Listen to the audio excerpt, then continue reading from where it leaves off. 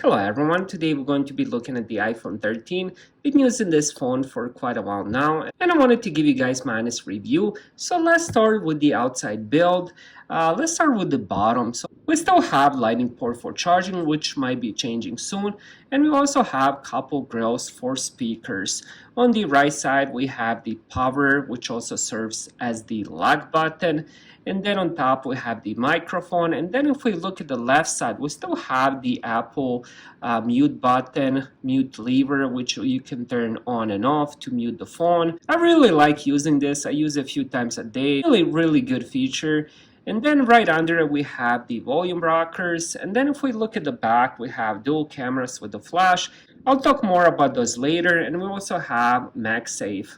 Next, let's look at the front. We do have front-facing camera. Again, I'll talk about those a little bit later, but let's look at the screen next. We have a 6.1-inch diagonal all-screen OLED display, 2532 by 1170 pixel resolution, 460 ppi.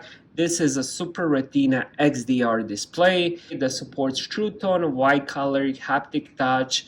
It also has 800 nits of brightness. It gets really bright. Usually during the day I use it at 10-20%, but for the sake of review I'll put it at 50 so you guys can see the screen better.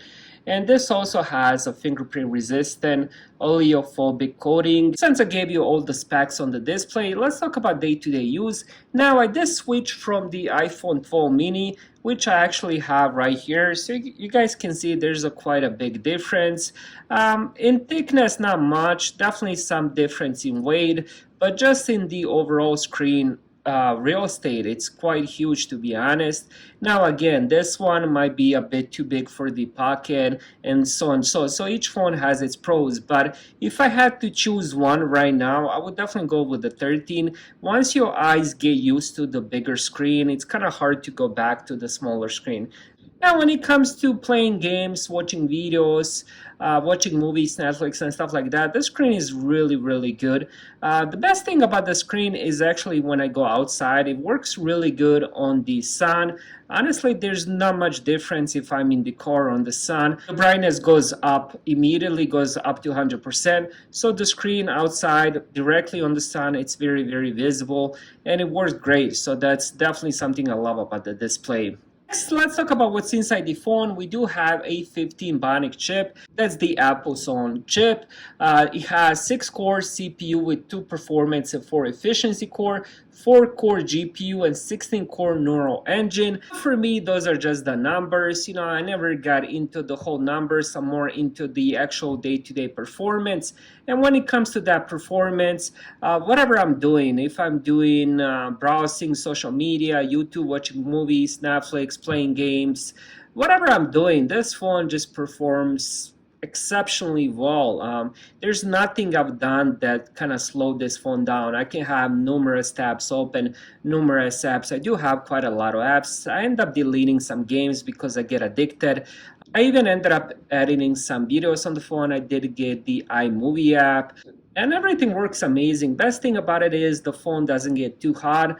So even if I'm doing quite a lot of stuff, it's not very hot. Next, let's talk about the cameras. Now on the back, we do have dual cameras. Both are 12 megapixel with the main and ultra wide cameras. Main one is 1.6 aperture, while the ultra wide is 2.4 aperture and 120-degree field of view.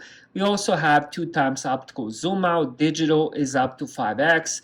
We also have portrait mode, portrait lighting, sensor shift, 7-element lens, true tone flash with slow sync, panorama up to 63 megapixel. It also has 100% focus pixels, main, night mode, deep fusion, smart HDR. This phone will record cinematic mode 1080 at 30 FPS. It also has HDR video recording with Dolby Vision up to 4K and 60 frames per second. And there's quite a lot of stuff that I can talk about when it comes to the camera specs. And when it comes to this, I do a lot of recordings. I'm a content creator. Mostly I do the stuff at home with a decent lighting, but I did end up taking this phone to the nature recently. I went on a nice hike, so I was recording the nature view of the mountain, the trail, and stuff like that. And the pictures came out really, really amazing. I transferred them to my TV and they just ended up looking breathtaking. And I also ended up taking some short videos as I was holding the phone in my hand, walking on the trail. And honestly, the video looked pretty amazing. It was kind of shocking that it came just out of the regular phone, which was quite a surprising. Now, the last thing I want to talk about is the SIM card. This is the last iPhone that will support physical SIM cards, which is really unfortunate. For example, I like to switch phone numbers often, and I usually use a lot of prepaid companies. So 1 month I will have one number, then another one I'll put in another phone number. So that's really unfortunate for me. I don't want to end up calling the companies, deal with them, and to get my number on that SIM card, on the eSIM, I should say. So it's really nice that this still supports that physical SIM card. And the last thing before I forget is the battery life. Right now it's 6:15 p.m. I usually wake up at 8 a.m. That's when I take the phone off the charger.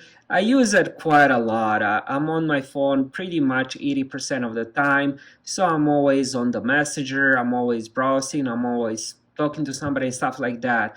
And right now I have 63%. So probably by the time I go to sleep, which will be 11, 12, I'll probably end up having, I would say 40 to 45, sometimes 50, depends what I do.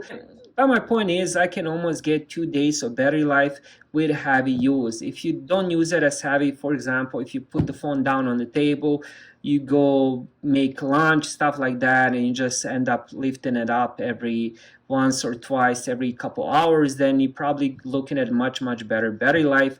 But with the much heavier use, you're looking at almost 2 days of battery life, which is quite amazing. Overall, this is a really amazing phone. It has everything you would want in a phone. Really good display. Performance is outstanding, and it has really good cameras. You can record 4K movies and take really, really good pictures. And it also has a pretty good battery life. For me, I'm happy with 1 full day of battery usage, but if I can get 2 days, that's definitely a plus. So battery life is pretty good on this phone as well. Thank you guys for watching and have a great day.